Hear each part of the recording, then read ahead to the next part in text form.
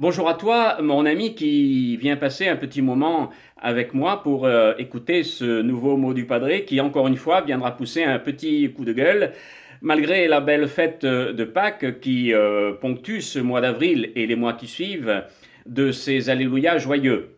Ma foi, en effet, chante ces Alléluia joyeux, car Pâques, la plus belle fête des chrétiens, est la fête de la vie qui surpasse les forces de mort. Ainsi donc, cette fête n'est pas uniquement la fête des chrétiens, mais c'est la fête du monde, car le monde doit savoir que la vie est belle, qu'elle vaut le coup d'être vécue jusqu'au bout, et qu'elle est un don joyeux pour faire fructifier la beauté, la vérité et la fraternité.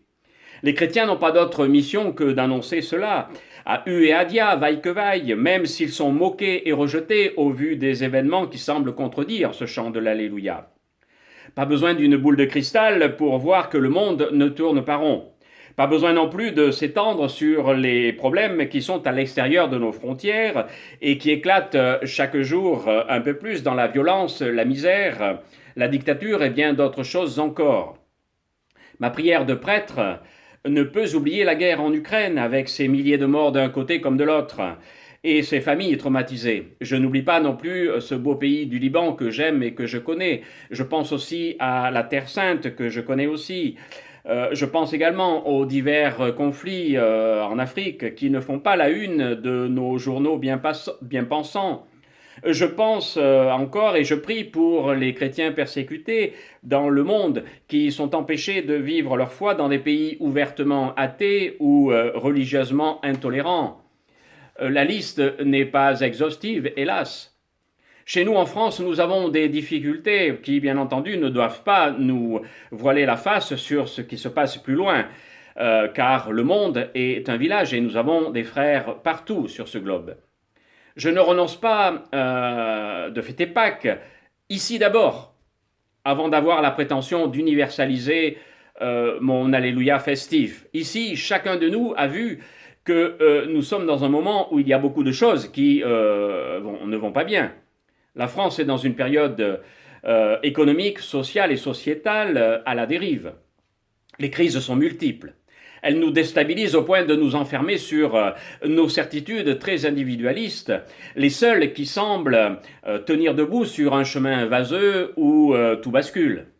La crise énergétique, née d'une politique d'aveuglement écolo-répressif et renforcée par la guerre en Ukraine, la crise sociale, avec cette réforme des retraites qui ne passe pas pour une bonne majorité d'entre nous, accrochés à nos acquis sociaux, la crise sociétale, avec la réflexion biaisée sur la fin de vie qui voit dans l'aide à mourir une chose positive au détriment de l'aide à vivre qui passe pour un passé dépassé. La crise migratoire qui semble mettre les migrants au-dessus du panier au détriment des populations locales déjà bien sacrifiées.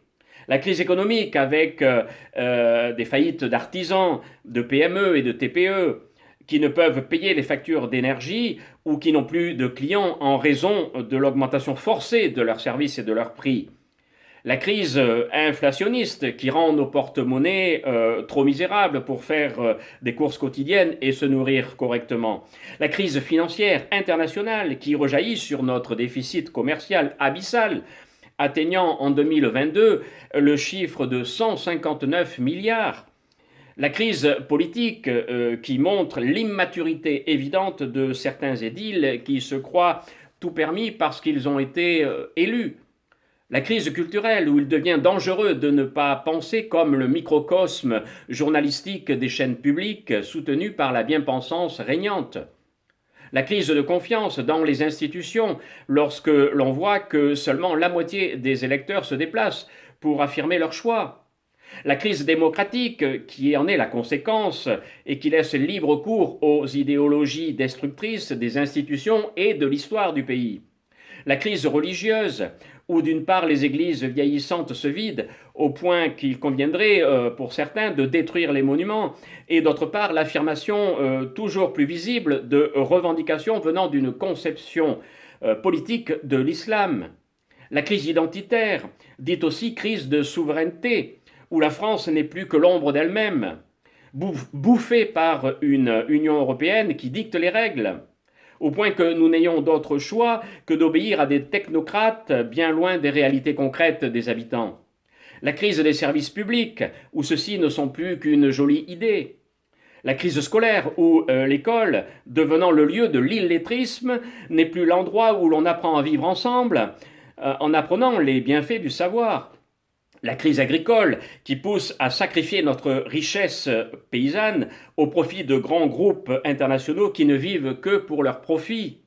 La crise du partage, où l'on voit que la différence entre les plus riches et les plus pauvres s'agrandit.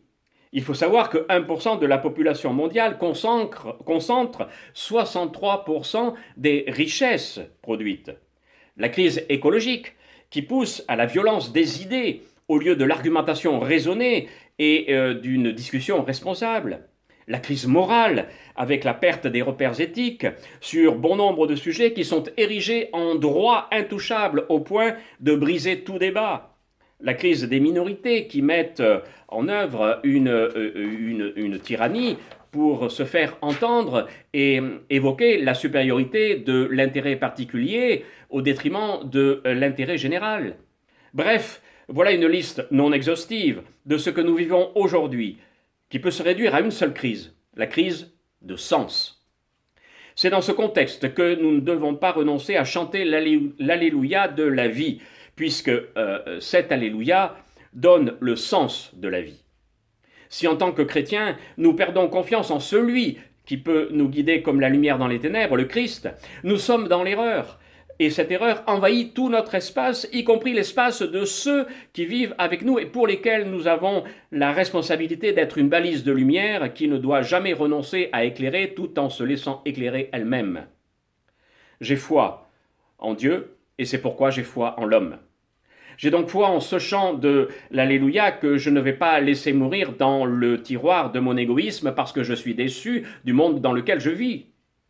J'invite donc les chrétiens qui n'ont pas oublié le sens de la fête de Pâques à entonner dans la confiance en Dieu et en l'homme voulu par lui ce même chant sensé de l'Alléluia festif.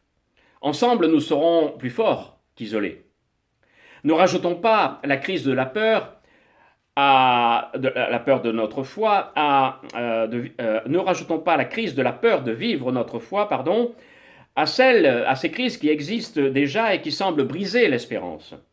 Ne laissons pas le défaitisme du mal envahir la certitude de notre foi.